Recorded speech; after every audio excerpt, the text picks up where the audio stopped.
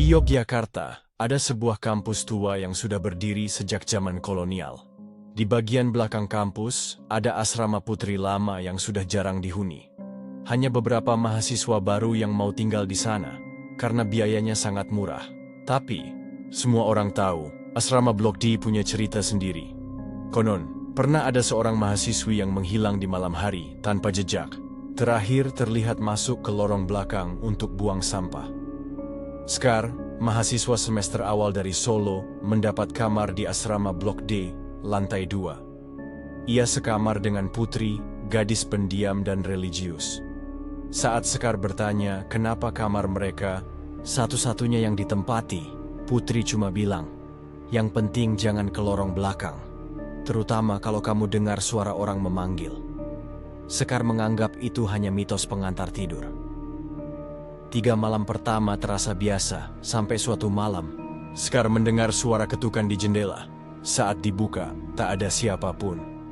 Kemudian, ia mendengar suara gadis memanggil namanya dari arah lorong belakang.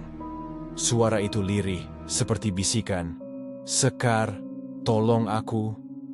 Ia keluar kamar, tapi Putri langsung menarik tangannya, menutup pintu, dan membaca doa cepat-cepat. Itu bukan orang. Sekar, yang semakin gelisah dan penasaran, memutuskan untuk menyelidiki lorong belakang sendiri.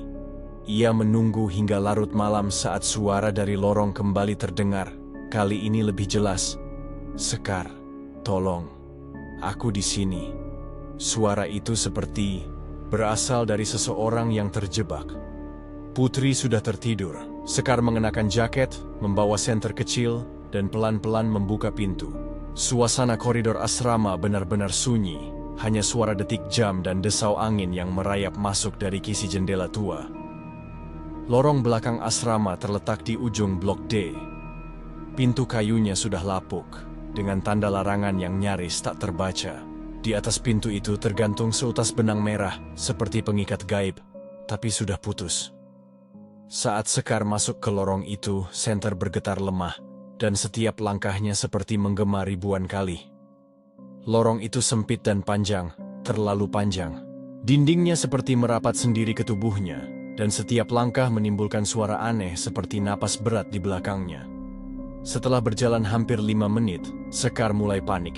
Seharusnya ia sudah sampai ujung. Tapi lorong itu tidak juga berakhir. Ia mencoba mundur, tapi ujung belakang juga tak terlihat. Ia seperti terjebak dalam lorong yang melingkar tak berujung. Tiba-tiba, lampu senternya padam. Setelah Sekar jatuh ke dalam dunia aneh itu, ia tidak langsung hilang, tapi terjebak. Ruangan tempatnya berada sekarang seperti ruang bawah tanah, dengan cahaya remang dari atas, dan udara lembab yang membuat napasnya pendek-pendek. Cermin besar di depannya kini membentuk terowongan berpantulan, tak berujung, memantulkan puluhan versi dirinya, dan semuanya berbeda. Beberapa versi Sekar dalam cermin itu menangis, sebagian tertawa, dan satu versi, yang matanya hitam pekat, hanya berdiri diam, menatap balik. Sekar meraba dinding, dan menemukan bekas cekagaran bersefora di kuku manusia yang mencoba keluar. Ia menyadari, ia bukan orang pertama yang masuk ke tempat ini. Tiba-tiba dari cermin terdengar suara-suara aneh.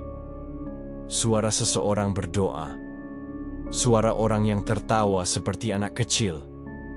Suara teriakan minta tolong, yang pelan-pelan berubah, menjadi suara dirinya sendiri.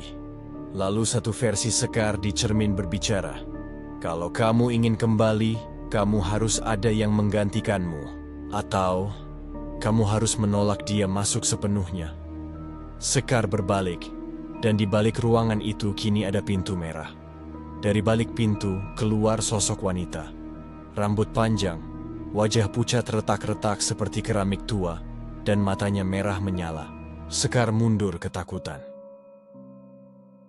Wanita itu perlahan mendekat dan berkata dengan suara berat seperti 2 suara tumpang tindih, "Aku tak bisa pergi, kecuali kamu mengizinkan." Seketika Sekar merasa tubuhnya seperti diisap. Ia melihat bayangan tubuhnya sendiri duduk kaku di ujung lorong dunia nyata. Ia melihat Putri, Bunarti, dan para warga berusaha membangunkannya. Tapi ia tak bisa bersuara, lalu wanita itu menyentuh dadanya, dan Sekar melihat kenangan wanita itu. Ia adalah mahasiswa 20 tahun lalu. Ia tinggal di kamar 2B, kamar Sekar sekarang. Ia juga mendengar suara di lorong dan masuk sendiri. Tapi tak ada yang mencarinya. Ia menghilang tanpa jejak. Ia terjebak selamanya dan kini mencari tubuh baru. Aku bukan jahat. Aku hanya tidak ingin sendirian lagi. Sekar menangis. Ia mencoba menolak, tapi semakin melawan, semakin tubuhnya menjadi ringan, transparan. Kalau kamu menyerah, kamu hanya akan jadi bayangan berikutnya di cermin. Saat itulah tiba-tiba, dari kejauhan terdengar suara doa keras, suara Putri. Cahaya terang meledak dari cermin. Sosok wanita itu menjerit, cermin pecah, dan semua pantulan menghilang. Sekar berteriak. Dalam gelap, Sekar hanya bisa mendengar. Ada bisikan, ada tangis, dan suara aneh seperti seseorang atau sesuatu merangkak cepat di langit-langit lorong. Ia menyalakan senter dari HP-nya. Saat cahaya menyala, ia melihat sekelebat bayangan. Sosok perempuan berambut panjang, mengenakan seragam kampus yang usang, berdiri membelakanginya. Saat ia menoleh, wajahnya tidak ada. Hanya kulit polos, rata, seperti kain. Sekar berteriak dan berlari ke arah yang tak tentu. Tiba-tiba ia menemukan pintu tua terbuka di samping lorong. Pintu yang seharusnya tak ada. Ia masuk, berharap menemukan jalan keluar. Tapi ia justru masuk ke sebuah ruangan kecil seperti kamar mandi tua, bercermin besar yang penuh noda dan bercak merah. Ia menatap cermin dan melihat dirinya. Tapi pantulan itu tidak bergerak sesuai dirinya. Pantulan Sekar tersenyum, sementara ia sendiri ketakutan. Lalu pantulan itu berkata, "Sudah, waktunya berganti. Kamu di sini, aku keluar." Sekar terjatuh. Ruangan mulai berputar. Dari cermin itu muncul tangan kurus panjang yang mencengkram wajahnya. Sementara itu, di dunia nyata, Putri bangun mendapati kamar kosong. Ia panik, mengetuk pintu Bunarti. Bersama warga dan satpam kampus, mereka memeriksa lorong belakang. Lorong itu tampak seperti biasa, pendek, buntu. Tapi saat mereka berjalan, mereka mendengar suara rintihan dari dalam dinding. Seperti seseorang yang terjebak di baliknya. Tiba-tiba, salah satu warga menemukan Sekar, terduduk kaku di sudut lorong. Matanya kosong, wajahnya pucat, dan bibirnya terus menggumam, "Aku, bukan aku." Dia keluar, Bunarti dan Putri menangis. Sekar selamat, tapi jiwanya kosong. Ia tak lagi mengingat siapapun. Sekar dibawa pulang ke Solo, dirawat secara intensif, tapi tak pernah benar-benar sembuh. Beberapa minggu setelah kejadian itu, Putri mulai menerima pesan suara di tengah malam. Isinya, suara Sekar. "Putri, aku masih di dalam. Yang di luar bukan aku. Jangan percaya dia."